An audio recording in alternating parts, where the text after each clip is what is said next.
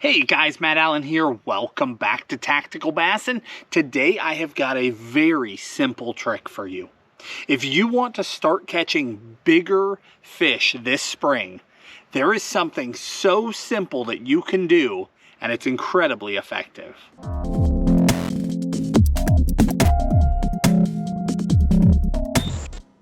One of the most basic lures that virtually every bass fisherman uses in the spring is a shaky head worm, some version of a straight-tailed worm.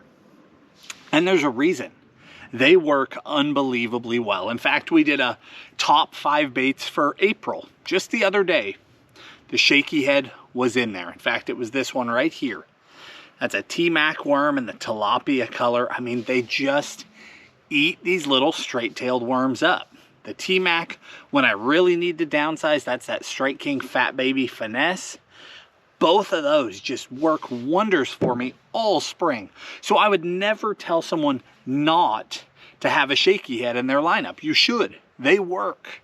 They will catch you fish when almost nothing else will on almost every lake in the country.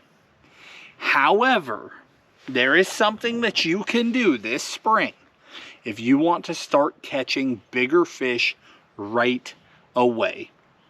And it is very simple. The next time that you are on a good shaky head bite, so not the next time that you're out there struggling, okay? I'm not talking about that day where you can't catch anything, so let's try something new. I'm talking about the next day that you are out there and you're just on fire. It's just working.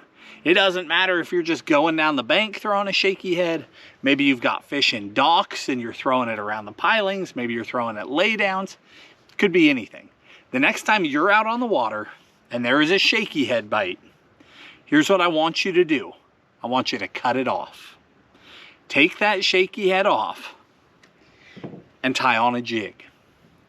Now, it does not need to be a big jig. I talked about this jig right here, also in that top 5 baits in April, and we'll circle back to that. But these little guys, these are finesse jigs. See that round ball head? That's how you know it's a finesse style jig.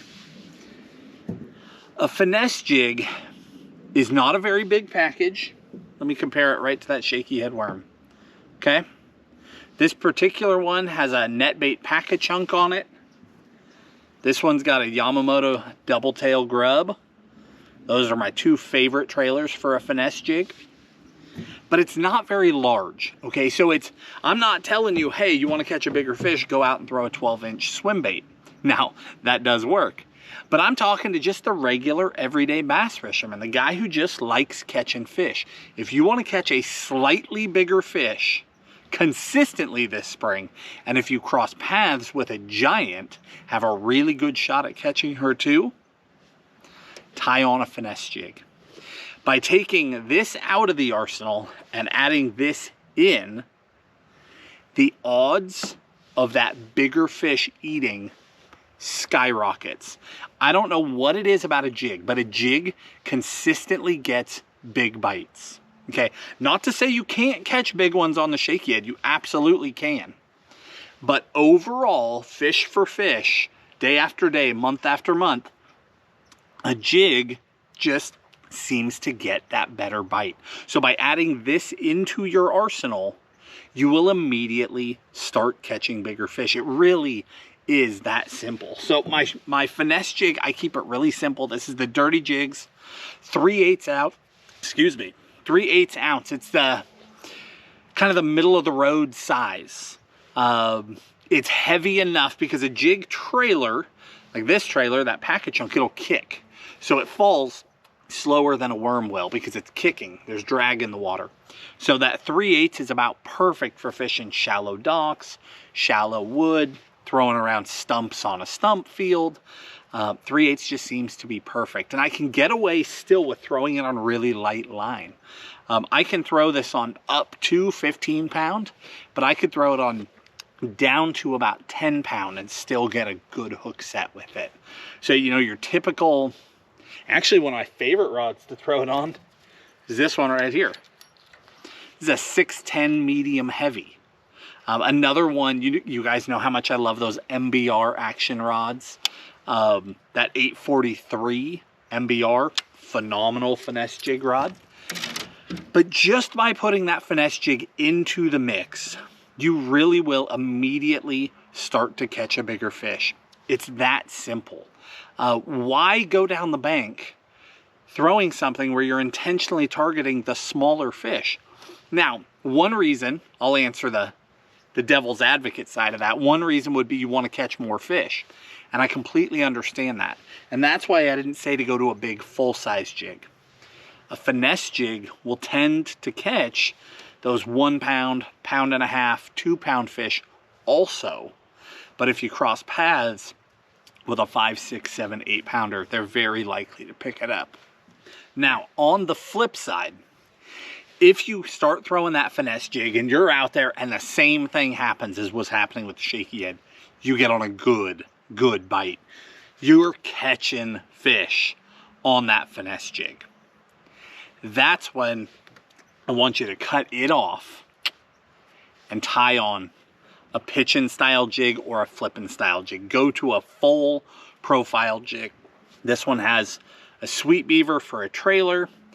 I love to throw something, we'll circle back on color in a second actually, but by switching over to that full size jig, your odds of getting the monster bite go even higher. So day in, day out, if you're on a good bite, switch over to a finesse jig over the worm. If you get on a really good jig bite, switch from the finesse jig to a full size jig, and sometimes the catches will get even bigger. You'll stop catching 2s and 3s and 4s, start catching 4s, 5s, 6s. I've seen that happen. It's really remarkable. Now, as far as colors go, I keep it really simple.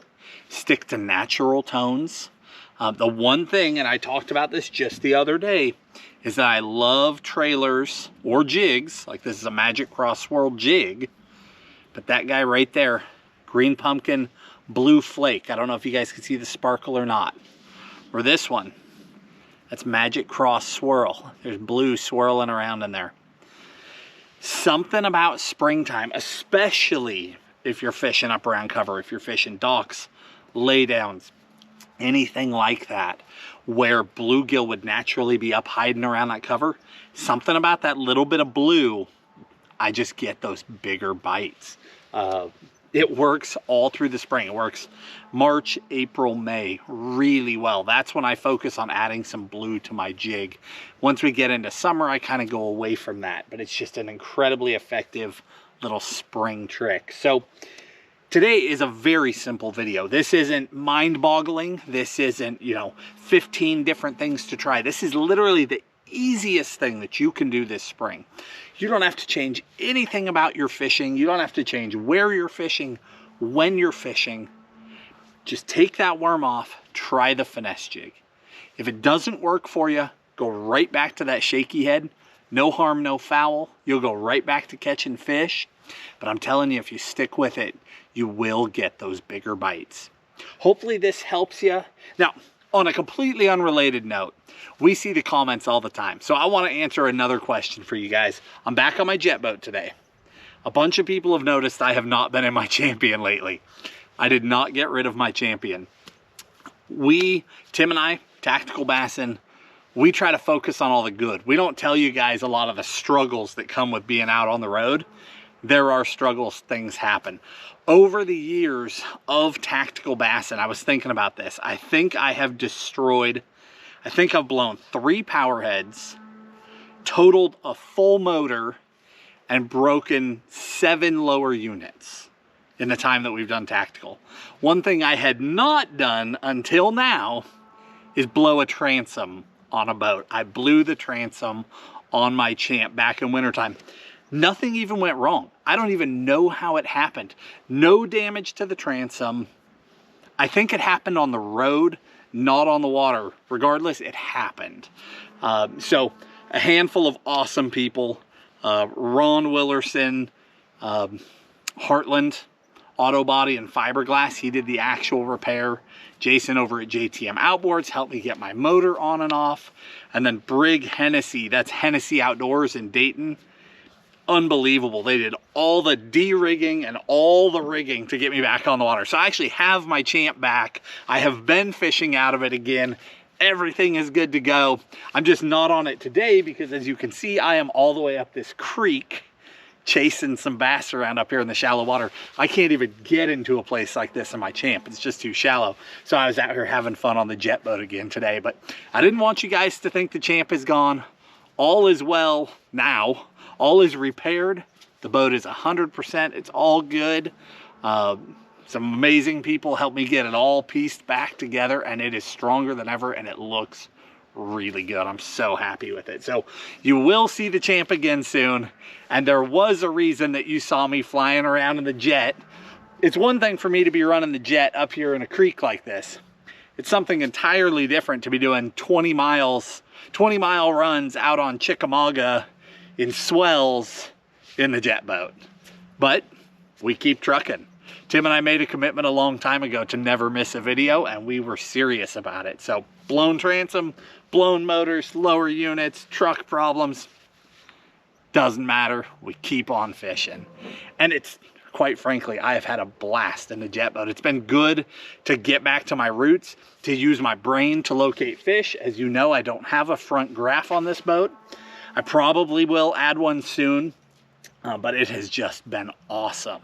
So blessed to have this boat. So blessed to have people help me get the Champ back on the water. We're gonna get back to it.